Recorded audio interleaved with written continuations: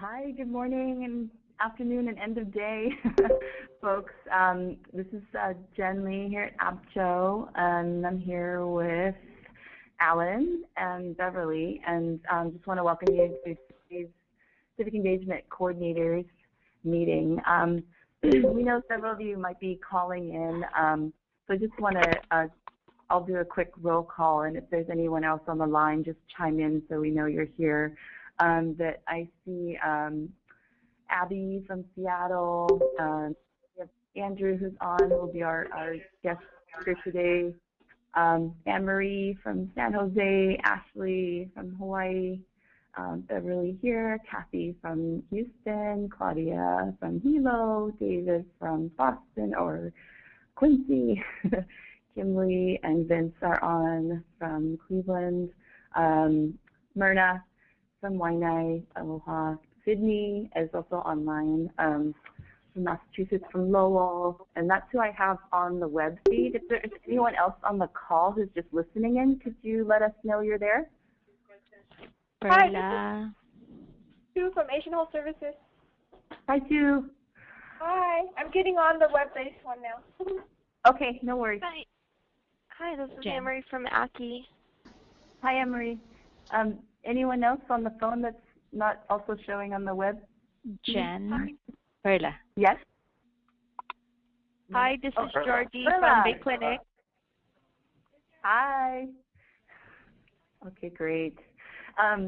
Thank you, guys. It's good to hear from you. Happy Friday. We're going to go ahead and get started because we have Andrew Davison from Crossroads who is going to be doing a training. So wanted to get through sort of some of our program updates. We're just, for the first maybe 10, 15 minutes, we're going to go through some administrative updates and then launch into the remainder of the time with Andrew, and hopefully we'll have time for questions and give you some guidance on next steps. So just going to roll right into program updates. Oh, really briefly, I wanted to just, some transition, as you all know, Xiao-Chi Sim has transitioned out from Charles D. Wong in New York, and just want to welcome Shalini Vora on the call. And she's also working with Betty Chang from Charles D. Wong, so they'll be joining our CEC family. So welcome, Shalini. Hi, thank you. Of course. So just jumping into our program updates. So as you all know, we're pretty much closing what we have called year one of the Civic Engagement Initiative project, which means we're in this administrative transition and renewal for what we're calling year 2.5. So you all should be working on your last trimester report for us, which is due next Friday, October 16th. And if for some reason you don't have that template, make sure you have the most recent template for the report, and we can send that out after this webinar today. And we also wanted to make sure you all are doing your first salsa import also by next Friday, October 16th, if you haven't had a chance to do that yet. We'll also resend some of the instructions that went out around how to do that salsa import, and of course are available to support you one-on-one too if you need support. So let us know. So October 16th is a big day. And then, so we're essentially moving into year two or year 2.5. ABCHO, we're currently in the process of finalizing the year two contract template. The Wallace H. Coulter Foundation likes to review all those materials before they go out. So our goal is to really get that information out to you the week of October 19th. So thank you for your patience on that. And if we can get it out earlier, we certainly will.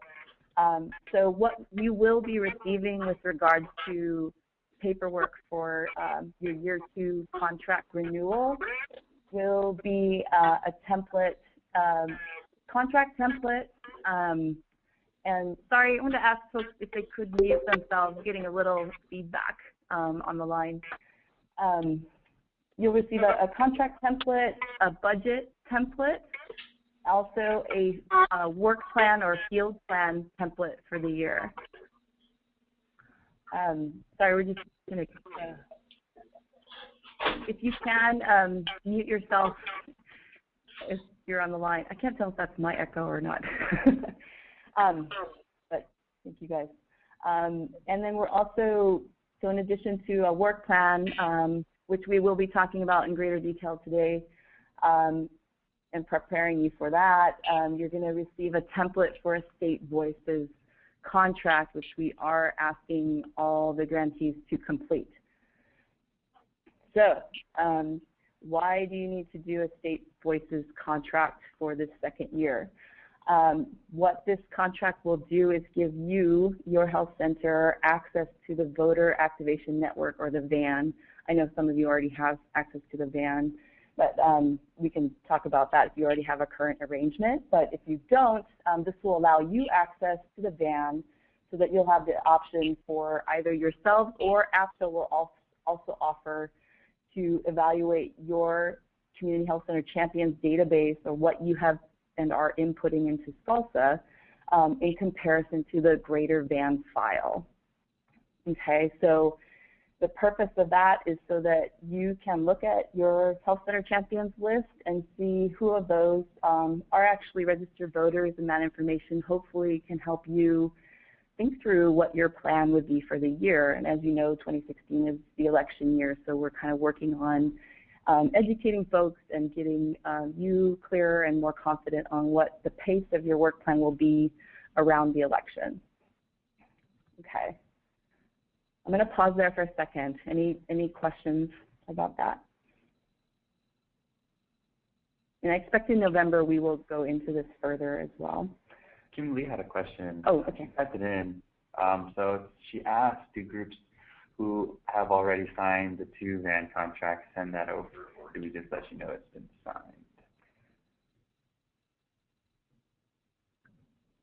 Go ahead. Yeah, I think it's fine if you just let us know. I think we expected that. Folks who have been doing this work for a while already have. And Kim Lee, you in particular, figured that you had already had access to it. I think, yeah, just letting us know is good enough. Mm-hmm. That's so fine. Thanks for asking that. Good question. Thank you.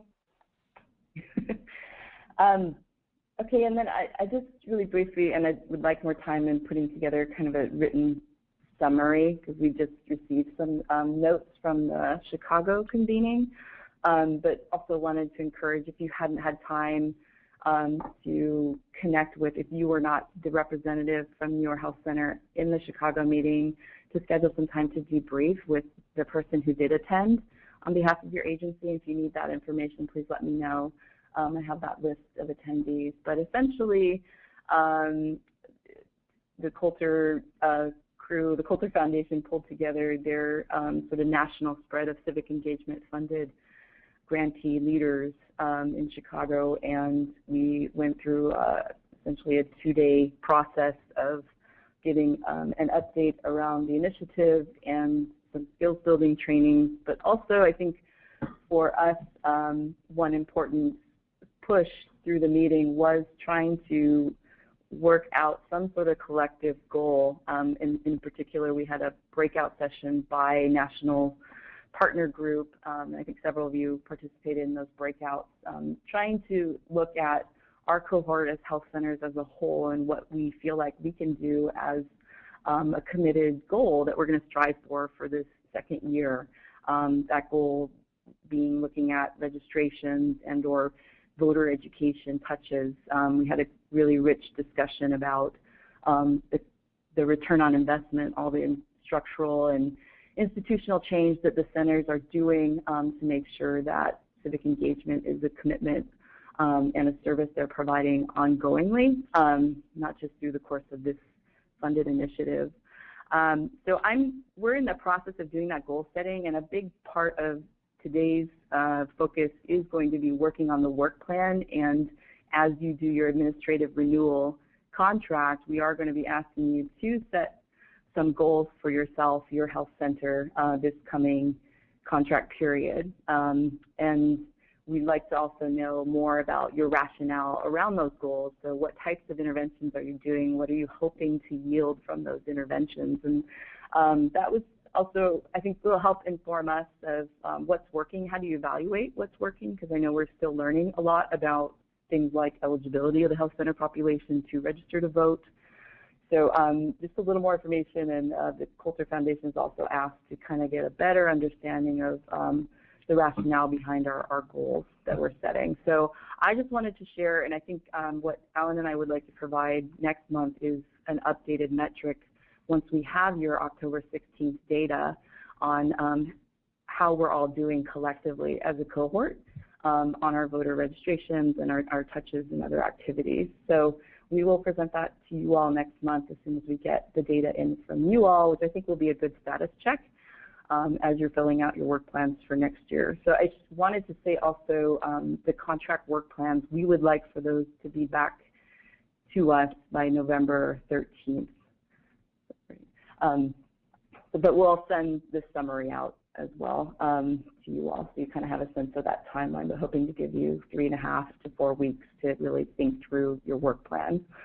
Okay, and then I also wanted to, I think we're hoping, we had a good discussion in Chicago, but currently we're hoping to hit, and it looked like from all the updates, and I know many of you are pushing for elections that are happening next month, but that there may be close to 8,000 to 10,000 new voter registrations that you all collectively as a health center cohort have achieved in this first year. And so the greater question was, how can we build upon that? And the discussion we had in Chicago is not a static commitment, but I think it's something we need to continue to look at. That the group thought that we might be able to challenge ourselves to double that number going into the second year. So looking at a figure of like newly identified registered voters of maybe closer to 20,000. And then us figuring out just a better way to capture the amount of touches that you go through and conversations you go through before you can even maybe reach a eligible registered voter. So we talked about, all the greater work that you do at festivals and daily in your health center waiting rooms, that we may be able to touch and do education and engagement with closer to 100 to 150,000 individuals. Yay. I think every nationals group was challenged, to find these goals, but I think this is what we'd like to do, is to kind of, in the next month and a half, is to really wrap our brains around a collective goal and just campaign this out. We need to go into 2016 in the second year with a lot of energy and enthusiasm and creativity. So we want to keep up the enthusiasm. I think we can all do it. It's an exciting phase of the project. Also, just wanted to briefly update, we had a really great series of site visits and collective meeting in Hawaii just a couple weeks ago. I want to thank those on the phone. We were able to do some on-site trainings with staff around voter reg and also see some of the great best practice work that's happening in Hawaii. So Alan and I are working on putting together kind of a cumulative best practices report, just so you guys can have a reference document to share with your CEOs and hopefully with boards to kind of get them seeing what the breadth of work and strategies that are working for health centers as our learnings for year one of the project. So expect that coming out. Okay. Let's see. So I think with that, I'm going to move us through and transition to Andrew Davison, who's on the line, and really want to just tee up Andrew because we had an opportunity to do a skills building session with Crossroads in Chicago. I think several of you were able to attend that, and having a field plan, having a work plan for 2016 is going to be really important for the project. And I think getting introduced and acquainted with what a field plan looks like and all the components is a key first step. So we've asked Andrew today to kind of break down the steps, and one phase of that obviously is get out the vote. So Andrew's going to talk a little bit about, for those of you who are newer to the concept of getting out the vote, just what are the components of that, and those will be options that you'll have to indicate in your work plan to us, which you feel are in your capacity. So with that, I'm going to turn it over to Andrew to get us started. All right. Hey guys, thank you very much for having me attend. Super excited to be here, and I think I'm just looking through the list of attendees and talked already with a fair number of you guys. But just to kind of get started, for those of you that haven't worked with us in the past, this is Crossroads Campaigns. We work directly for the Culture Foundation, so pretty much any services we provide to any of you guys, we're available already under our contract, so that's not like an additional cost. We do handle primarily progressive politics and nonprofit politics, and kind of the day-to-day operation will range anything from being able to help out with super small things such as cutting turf, helping to build survey questions, or kind of the super small nitty-gritty things, to even some of the larger things such as helping build a Canvas universe, or even figure out just helping you guys kind of figure out who who would be the best voters for you to talk to. Maybe it's just the voters, in a block or two around your center, that getting them to register to vote, and then following up with them, just 2 weeks before the election to make sure that they actually go out and vote. We do, in addition, do some web design and do a fair bit of mail and literature design as well. So for anyone that is interested in having a little bit more assistance, or just kind of hearing some more about what we do here at Crossroads, please feel free to reach out to me or John Miyasato, and we'd be happy to hear kind of more about what you're already doing and how we can help out. So before we get kind of too deep in, I just wanted to go over a couple words that some people may not be familiar with. So the first one you're going to hear a lot is called the VAN. Jen actually touched on it a little bit earlier. It's also known as Votebuilder or State Voices. It's essentially the database that is built off of the public voter file and allows you to track all of the voters that you are touching or are in your area. It'll include how many, what years they voted in, so you have an idea of if they're someone that votes every single year, or someone that they need that little extra nudge just to make sure that they actually go out and vote. So that's also at the end of the year, where you can really easily track how effective your program was, which is a fantastic way of getting future staff buy-in, and also looks really good to funders. In addition, you'll see sometimes I'll mention a contact versus an attempt. The kind of the difference there is that if I knock on someone's door, I'm attempting to talk with them. If they're not home, that's just an attempt. If someone's actually there and we have a conversation, then that's considered a contact. And then in addition, we have a universe. A universe is, just like I was kind of talking about earlier, that's the list of people that we want to talk to. So I'll go over later on, or in another another time, kind of how we create those lists. A survey question is just a specific question that you can ask someone, such as, are you planning to vote? What issues are important for you? Obviously, in this screen, we would not be asking the "Who are you planning on voting for?" question. That should be removed. And the last one would be touch type. So a touch type is a way in which we attempt to reach a voter. So canvassing, phone banking, mail, different things like that.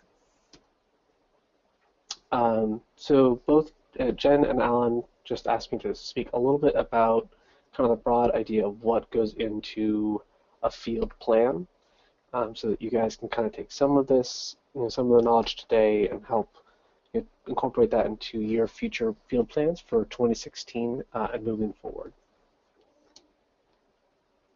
So kind of the first thing you want to do before you really start to build your field plan is come up with an idea of what's the goal that you want to achieve. Crossroads, we always like to frame it as, what is the story you want to say at the end of the year or at the end of this campaign? Is it that you registered 300 or 400 new voters? Is it that you increased the turnout in your area or a target area by 2 to 3%? And then additionally, there's going to be definitely short-term goals, which is in this phase of a campaign, we're going to get this many people to vote early versus we're going to increase overall turnout. So locking down what you want the goal of your campaign to be is going to be the best way for you to kind of figure out, and especially when you're talking with Crossroads or any of the other consultants, that'll help give them direction on best ways to direct your resources and time, just to make sure that we can help you build a plan that's as effective as possible. So within, also in addition, I know most groups will be starting to build a 2-year plan, which is we definitely encourage here at Crossroads. It allows you to make some longer-term decisions, which definitely helps save you money in a lot of ways.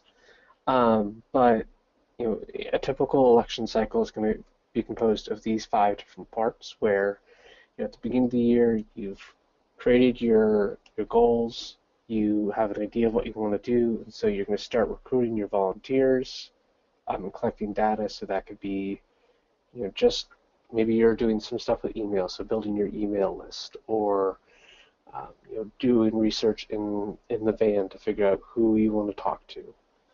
So that's going to lead you into your targeting. So obviously, the more information you have, the more better refined your targeting is going to be. So even if you have information that you've collected at community events, or that about your community that obviously doesn't has nothing to do with anything that's HIPAA constrained, such as if you have language preference, that's going to be great information to help you further down the road and help you in your targeting.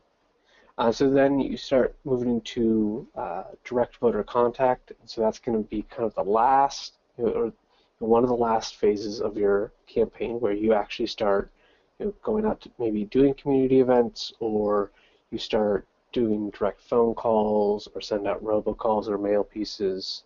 And for some groups that have the capacity, maybe even canvassing as well.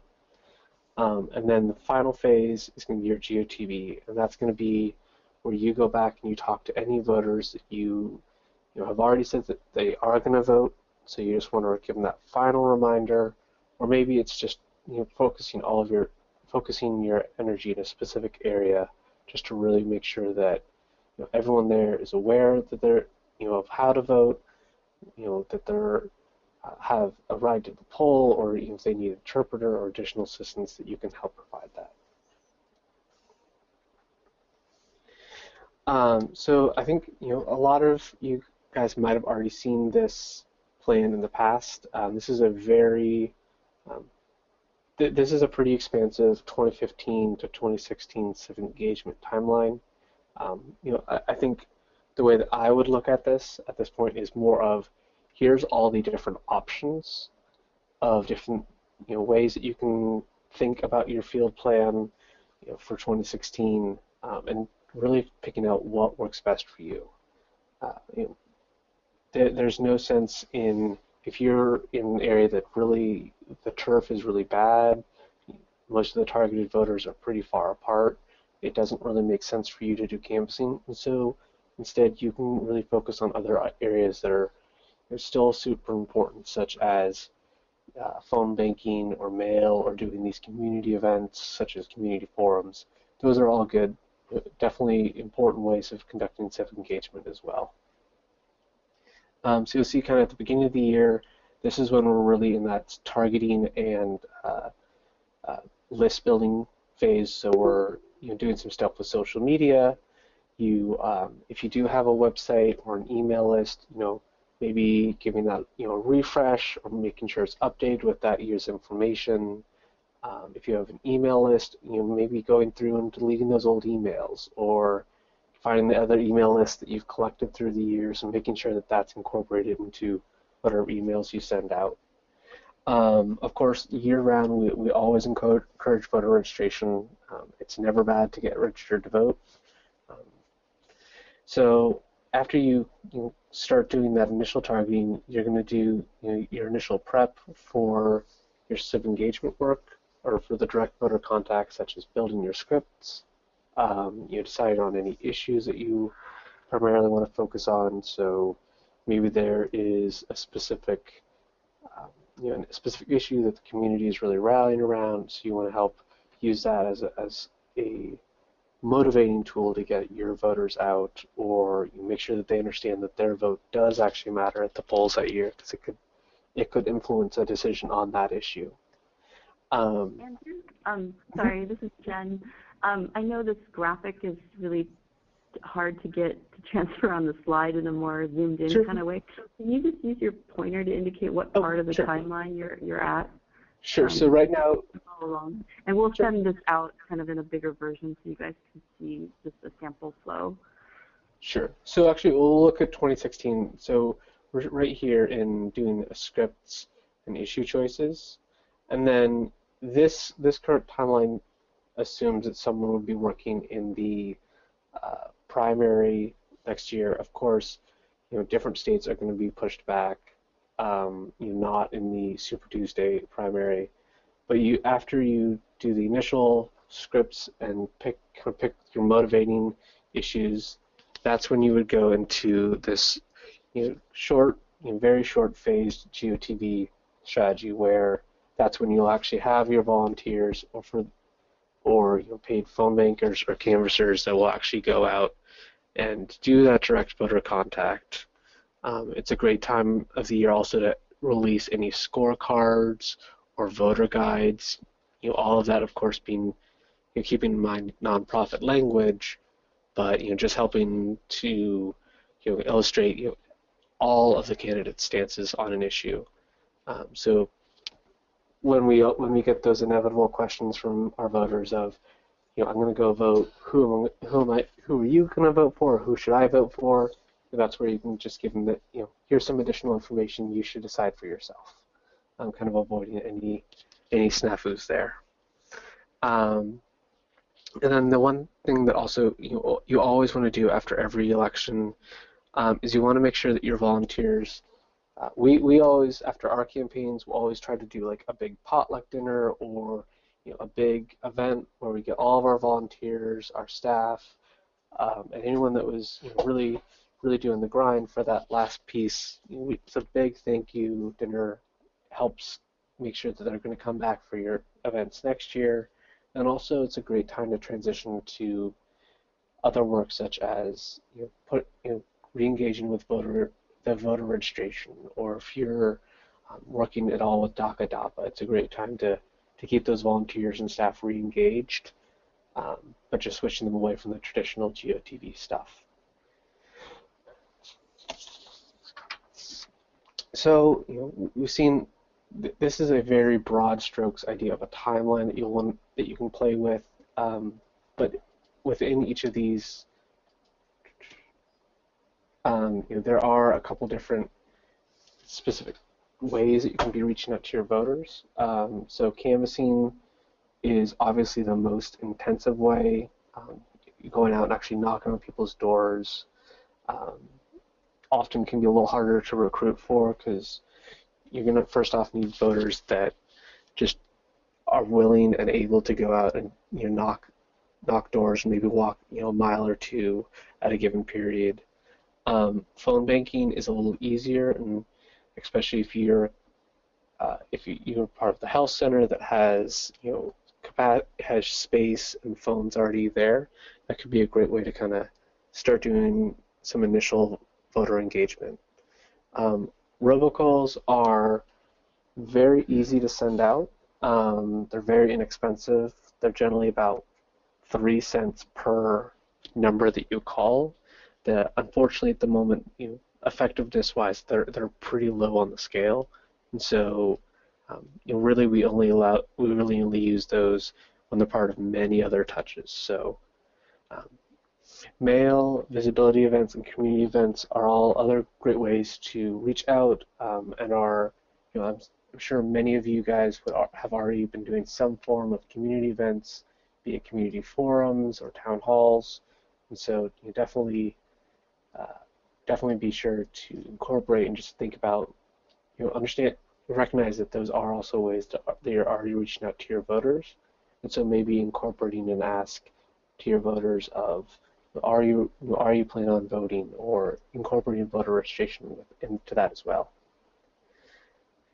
Hey, Andrew.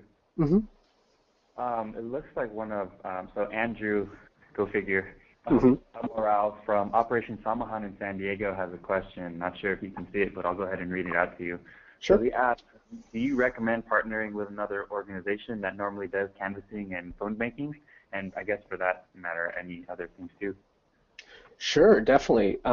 We actually, last year, we worked with 2 organizations in Arizona that one organization was a very, very large Latino organization that we've been working with them since 2007 doing voter engagement work.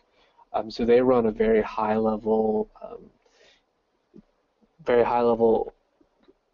civic engagement campaign with canvassing, kind of the whole 9 yards.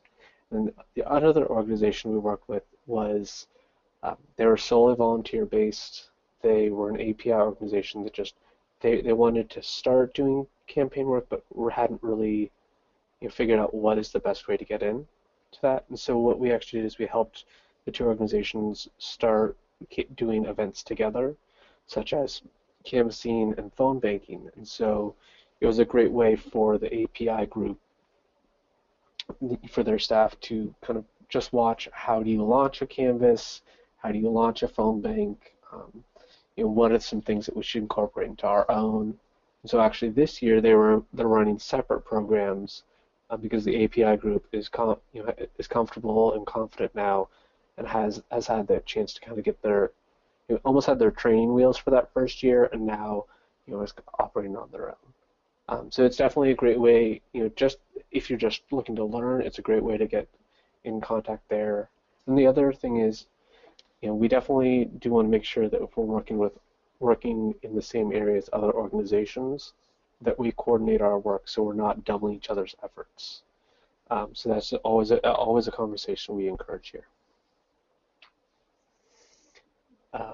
Andrew, does that kind of answer your question for you well? Awesome.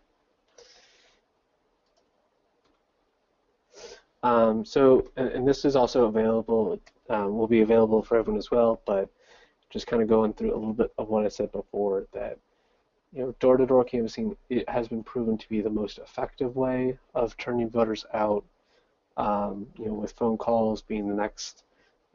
As you can see, robocalls and emails generally are only really effective when used in coordination with other touch types. So that is just something to keep in mind if you are prioritizing where you want your volunteers to go, what actions you want them taking, or if you have specific funds that you want to put towards that. It's just something to keep in mind as well. Now, while door canvassing is also the most effective, the Analyst Institute also has done several studies proving that the more touches that you have on a voter, so the more times you do different types of touches, such as one canvas knock, a live phone call, and a robocall as well, that's actually proven to be much more effective. So there's many different ways that you can touch someone. It generally is a great way to build up that just kind of echo chamber of voting, and the environment to convince them to vote. So a couple of things to keep in mind. Here at Crossroads, the way we normally structure this is that we will actually have a robocall go out to our entire universe, followed by a mail piece, and then we'll usually follow up from that with a live phone call or a canvas knock. And then we'll do several waves of that. Of course, that, just starting with one or two is a great way to kind of start engaging with your audience and also get your volunteers and staff more comfortable with the different tactics. So as I was mentioning a little earlier, you'll actually want to time the way that you try out different tactics. For example, when you're trying to convince your voters to actually register or to early vote or vote, just keep in mind when those different opportunities are. So before early voting has started, you make sure that people sign up to either receive a ballot at the house or explain where early voting locations are. And then once you get into the period when early voting can happen, that's when you can actually start to ask them if they have early voted. And if they've already voted, you can take them right off your list, which just makes your life a little easier and means that you can focus your remaining resources, be them volunteers or money, on the voters that you still need to talk to. So do keep that in mind as well. So we've talked a little bit about the a little bit of the time frame and parts of the year that you'll need to reach out to voters, and additionally some of the different ways to. Definitely for some groups that this is their first time, it can be a little overwhelming. So here, I wanted to share a couple strategies and tools that are just going to make your lives a little easier, especially for planning. A question that we get here a lot at Crossroads is, all right, well, we have 1,000 voters we want to talk to, but how many canvassers or volunteers do I need? So these are some of the metrics that we normally will use here at Crossroads. When out canvassing, generally we expect between 10 and 20 door knocks per hour. If you're looking for contacts, generally, about a 20% contact rate is generally on our side. We expect is pretty good.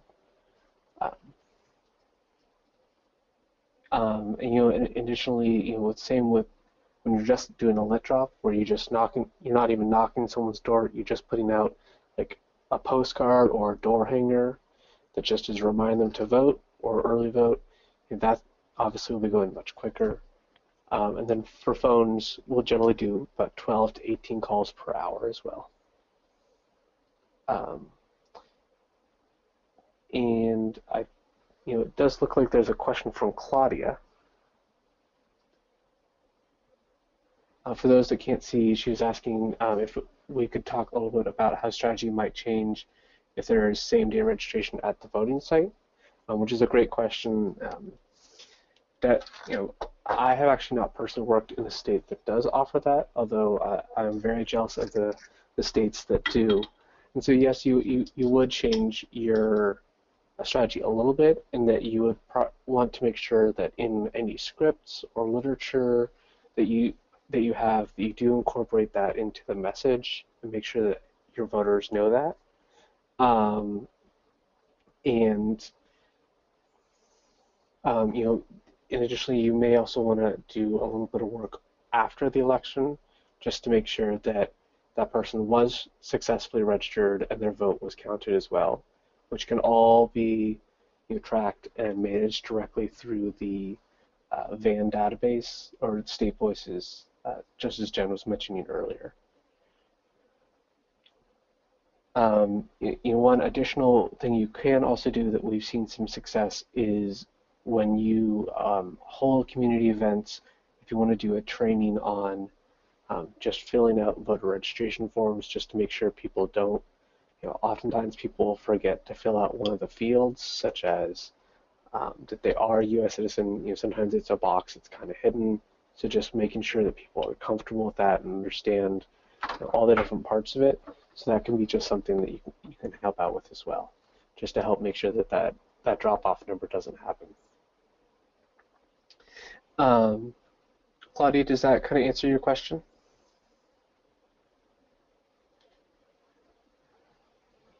I'm going to go with the silence was a yes. Okay, awesome. Yes, it does. Thank you very much. Not a problem. So in additional, in many ways, volunteers are the the lifeblood of a campaign. They are by far some of the best people that I've ever worked with have always been volunteers. That they're going to be there before some of your staff, and they'll be there probably later than some of your staff. So making sure that using the metrics that we talked about a little earlier, that you recruit as many volunteers as you think you'll need for that program, but more importantly, that you really show those volunteers that you value their time, and doing several different ways of doing that is making sure that you feed them, especially if you're working with college students. Free pizza nights are the best phone banks that I've ever had. But in addition, just making sure that you train your volunteers appropriately so that they are comfortable when they go out canvassing for that first time or phone banking. So maybe doing some role plays beforehand just to make sure that they understand how to handle different responses and things like that. Making sure that you, in addition to training them, you actually allow them to take on more responsibility as time goes on. And so that is beneficial in two different ways. In that first, the volunteer now has ownership of the campaign, so they're directly tied into its success. So every day they're going to work just a little harder to make sure you hit those goals. But then also it makes your life easier, and that you have some of that work that you were doing every single day when you started off, that's dropped off. So that your volunteers are helping to take on more of that work.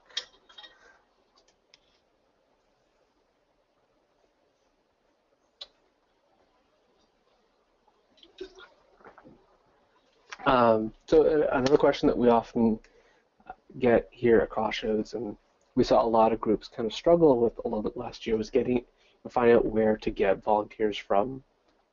And the most important answer I've always found is you can find a volunteer anywhere.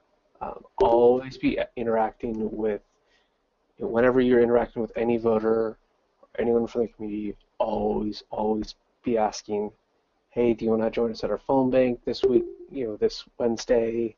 We're going to have free pizza, it'll be fun. Making it almost seem like a party always has been a great way to bring in new volunteers. You can even use your phone banks to do volunteer recruitment.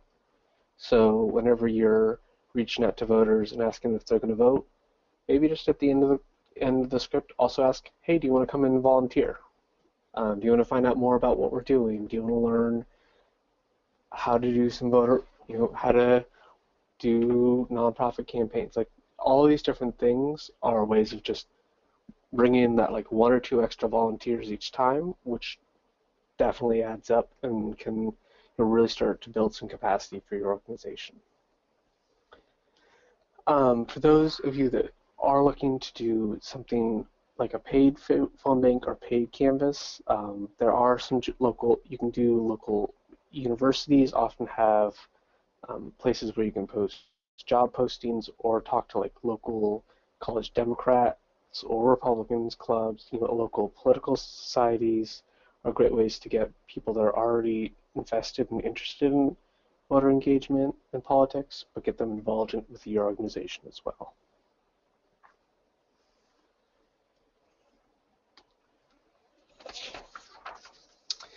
And so the next thing I wanted to really briefly touch on is that probably one of the things that you will eventually start to feel is another great asset for you is the VAN database, or for nonprofit organizations, it's called the State Voices database. It's going to be where you throw all of your data that you have that you want to use in any way, and it's going to be able to help clear up a lot of, kind of remove a lot of the fog about next steps. So it allows you to help schedule and track recruitment for your events. It can track how many volunteers you have. I know when I started out doing campaigns, there was a lot of different Excel sheets, which can just kind of get a little messy. And so, Van really helps to provide those tools to streamline a lot of this work for you. If you want to do phone banking where you don't actually have to enter data back in at the end of the night, there is a free tool called a virtual phone bank where all runs through your laptop or computer, and so you don't need to worry about any data entry, or sometimes it can be a little difficult to read what your volunteers scribble on as notes, so it can be an easy way to do that. And then lastly, the Van database is going to be where most importantly, you're going to create that list of voters that you want to talk to. And so it has a really, really powerful search feature that allows you to take different criteria that you want to do, such as targeting voters in a specific zip code that are API and haven't voted in a presidential election. All those are different criteria that you can very easily use to create that list of voters that then you'll use when you're making phone calls or making going out and canvassing, or even just want to have an idea of, hey, is a community that we serve, are they voting, are they not voting, different things like that. And lastly, one of the campaign mantras that most field organizers on political campaigns learn is that if it's not in the database, it doesn't exist.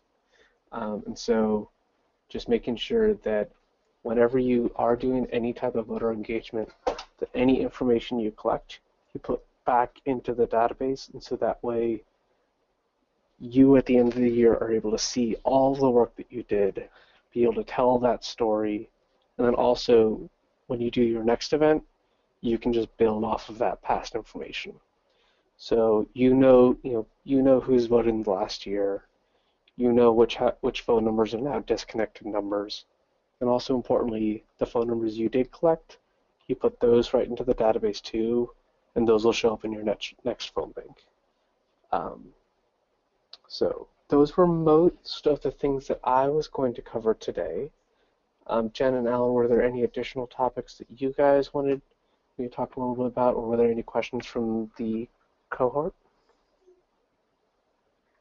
Yeah, thanks, Andrew. I want to encourage folks to continue to chat in. I just wanted to sort of frame the content of Andrew's presentation today to let you all know. So kind of just wanted to give you an overview of sort of the components of the work plan and let you all know that the work plan template that you'll be receiving from us at APCHO will break this down into components of the work plan, or components of the year. So we at APCHO are going to be following up with you all for support to complete that document, and also if you would like other guidance on how you should frame that work plan, that you can also contact Andrew and or John at Crossroads Campaigns directly to do one-on-one consulting to really taper your plan to something that's going to work for your region, your area, how you're identifying your quote-unquote universe. What else was I going to say? So wanted to let you all, encourage you all to do that, but also don't want to squelch any additional questions that folks have. But this was kind of a lot of information, but hopefully a good general overview of what to expect and the different phases to be in this second year. So yeah, thanks so much, Andrew, and folks, please continue to, I'll just pause for a second and see if folks want to chime in with any questions or chat them in.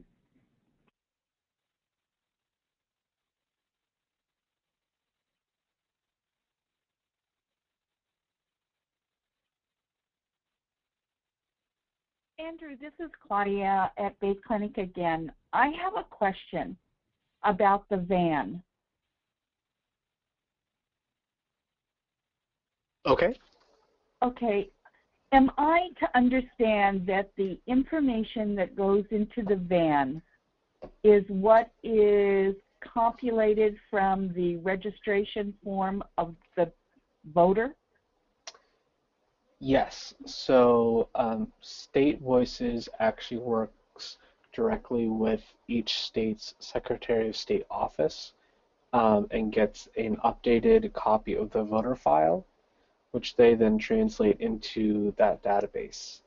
And so that's kind of where the initial information comes from. And then while any group or campaign does work in that state on that, all of that information, they help clean that list. And what I mean by that is that anytime, for example, we're working with several groups in Louisiana right now, and so if one group calls a voter and finds out that that number is disconnected and marks it as such in the database, all of the different other groups will now know that that number is disconnected. And so it does help clean that. How can they identify the group? Let's say, is there something on the voter registration form that identifies you or would identify me as Bay Clinic? So that's going to be a good question for the State Voices table. So most states will have a State Voices table. Some states will that don't. They are serviced directly by State Voices National. But is your concern that you don't want your organization identified, or that you do want to be able to track the voters that you registered? Well, I mean, I think it's important that we would like to know who we've registered just so that we can track those numbers. Mm-hmm. But I noticed that I was just trying to figure out how the registration form would identify us unless there's maybe a numeric that's attached to it that specifies just our organization. Mm-hmm. Okay. So there's two different ways you can approach that. So if you go and speak with your local board of elections, sometimes you can get a tracking code. And so whenever you deliver your voter registration forms to the board of elections, you can help track that. Okay, I understand now. Yeah. The other way you can do that is by doing a some states allow you to copy down some of the information from the voter registration form itself. And you can actually enter that into State Voices, which will just get that voter into that database quicker. And that can be tagged that that's someone that you registered in a given cycle. Okay. Okay. I don't know who wrote about the WikiWiki, but thank you very much. I'll look into that. Claudia, this is Alan. Yeah. So unfortunately, we missed you when we went over to the Big Island, but we were able to connect with Georgie, and we did note that there is actually a tracking code. I think that you had registered, I believe. So there is a tracking code at the bottom. Yeah. Yeah, that's what I was wondering, because I had just registered before I went out on vacation, and Georgie and I hadn't had a chance. In my book it was there, but we really hadn't a chance. And I was wondering if that's how they followed the data. Okay. Gotcha. Yep. My question is answered. Thank you so much. Well, may I have a question? Hi. Yeah. Yeah, hi, this is David, Angel. I'm from Massachusetts, okay. So I just want to share with you that I have trained by mass table, okay, a mass voice mass table for the van, okay. So I found out that there's another error in the van in terms of the Asian registered voters. And at one point, they could even find my name in there, so that, he agreed that they are bit difficult with the Asian surname. So I just want to share my opinion is you don't want to 100% depend on the van, and also compare with my local city clerks, data, they are much different too, Definitely. So that's another big challenge that we've noted over the last year, couple years, is that the ethnicity tags, the way that State Voices allows you to pull different ethnicities, isn't always reliable as we'd like.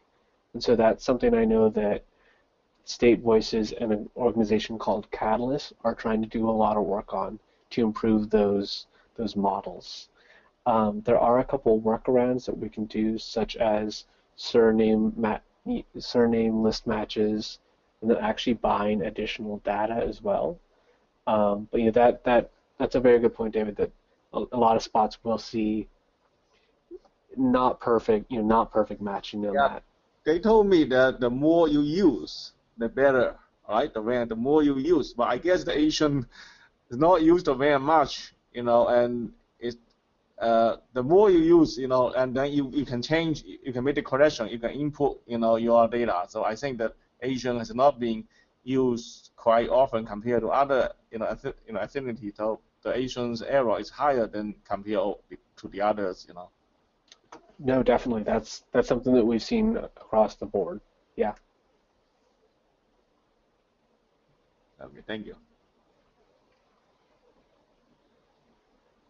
Hey, I'll just, this is Alan, just doing a quick time check. It's 12:57, just want to be respectful of everyone's time.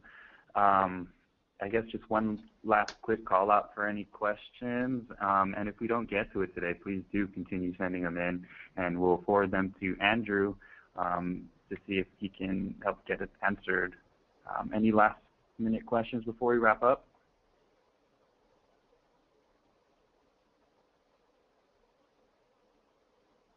Okay, great. So I guess before we go, just to go over a few next steps. First off, thank you, Andrew, for that great overview of field planning. Oh, by the way, Jen had to step off, so yeah.